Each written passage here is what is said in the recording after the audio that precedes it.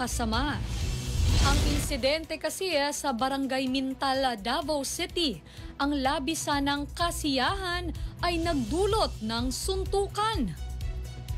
Sa video na ipinost online, makikita rito ang dalawang grupo na nagpapalakasan ng tugtog mula sa tinatawag nilang uso-uso jeep.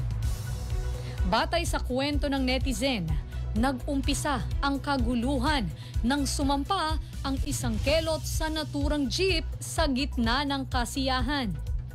Dahil sa ginawa ng kelot, ay nakiusap raw ang pinuno ng isang grupo na magpakita ng respeto ang kabilang grupo. Aniya, nang tumalikod raw ang pinuno at umalis, ay bigla namang nanuntok ang kabilang grupo sa kasamahan nito.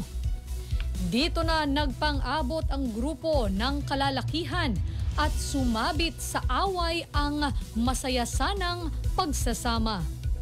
Batay sa mga ulat ay nagkasundo na umano ang dalawang kampo na magkaayos sa kanilang barangay.